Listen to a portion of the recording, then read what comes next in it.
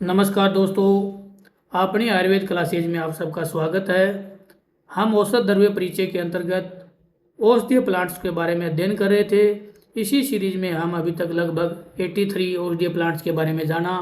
तो ये हमारा नेक्स्ट प्लांट है जो आप भली भांति जानते हैं, जो साउथ में बहुतायत में उगाया जाता है, जिसका नाम है नारियल, जिसको नारिकेल या कोकोनट पाम के नाम से जानते हैं। तो ये पेड़, इसकी हाइट लगभग 60 से 90 फीट ऊंचा होता है। और इसके साथ ही हम अब नारियल के बारे में या नारिकेल के बारे में विस्तार से अध्ययन करेंगे। तो सबसे पहले हम जानेंगे इसके पर्याय, जैसे आपको स्क्रीन पे दिखाई दे रहा है। पर्याय में नारिकेल, नालिकेर, दृढ़ फल यानी कठिन फल वाला होने की वजह से इसको दृढ़ फल, लांगली यानी कुर्च युक्त होने की वजह से इसको लांगली, कुर्च शीर्षक यानी शिरोभाग में कुची समान होने की वजह से इसको कुर्च शीर्षक, तुंग यानी अति उच्च वृक्ष यानी बहुत ही ऊंचा वृक्ष होता है, इसलिए इसको हम तुंग बोला है। स्कंद फल बोला माने स्कंद प्रदेश के अंदर लगने वाला ये फल है, इसकी वजह से इसको स्कंद प्रदेश। साथ ही तरणराज, तरण जाति का सर्वोच्च वृक्ष है ये, इसलिए इसको तरणराज। सदाफल मतलब सदाफल लगने रहने से इसको सदाफल। दक्षिणातक यानी दक्षिण देश में विशेषकर पाया जाता है, इसलिए इसको दक्षिणातक तक भी बोला है। साथ ही दीर्घ फल, इसका फल बड़ा होता है।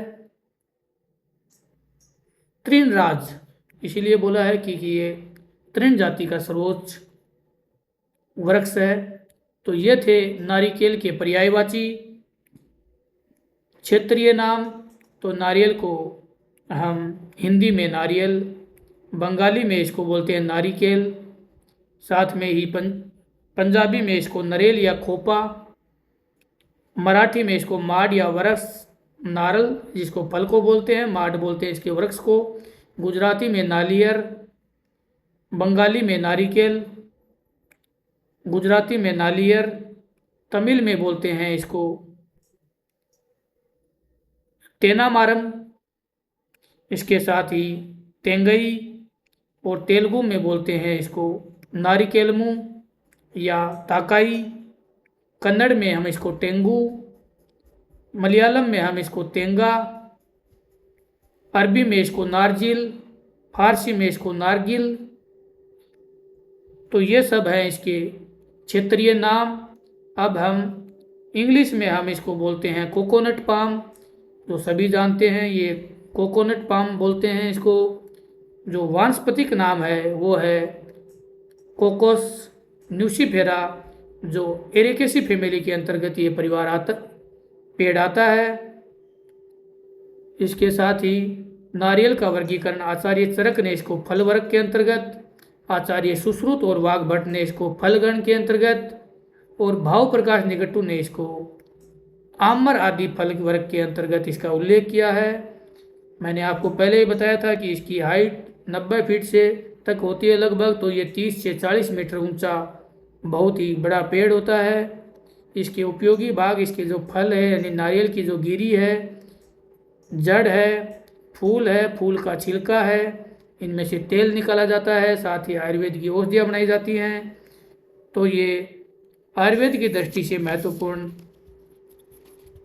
प्लांट है। और इसके जो रासायनिक संगठन है, तो इसके ताजे फल में क्या होता है कि मांस जातीय पदार्थ होता है, वसा होती है, लिगिन होती है, ताल शर्करा और अकार्बनिक पदार्थ होते हैं। नारियल फल के पीसने से जो दूध निकलता है उससे शर्करा, गोंद, अल्ब्यूमिन, टार्ट्रिक अम्ल, खनिज और जल होते हैं। पत्थर की भस्म में पोटास अधिक प्रमाण में होता है।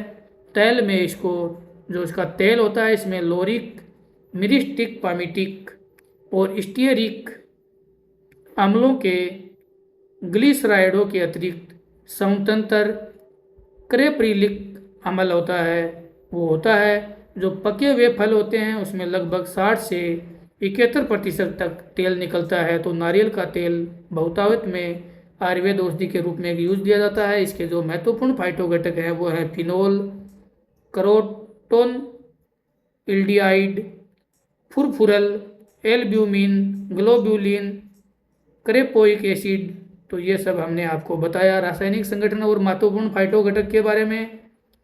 अब हम जानेंगे नारियल के जो रस पंचक, इसका नारियल का रस होता है वो बहुत ही मीठा होता है, मधुर होता है, स्निग्ध यानी ये लुब्रिकेट, और पचने में ये गुरु यानी हेवी होता है, शीत वीर्य वाला यानी ठंडा तासीर का, और जो विपाक होता है वो भी इसका मधुर रहता है। इसी वजह से ये वात के और जो पित्त के बैलेंस के लिए और समन करने के लिए बहुत ही इम्पोर्टेंट औषधि है।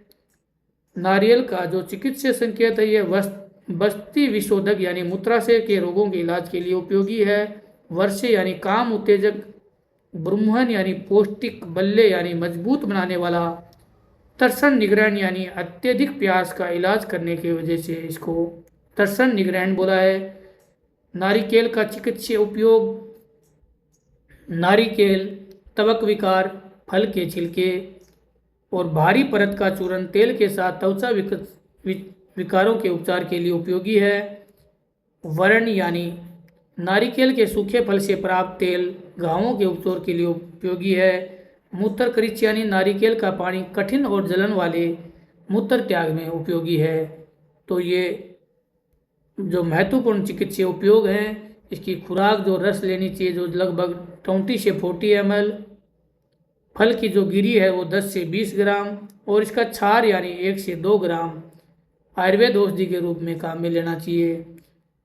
नारियल के योग से बनने वाली जो विशिष्ट औषधियाँ हैं इनका नाम है नारिकेल खंड, नारिकेल लवण, नारिकेल अमृत, इसी के साथ विश्वामित्र कपाल तेल।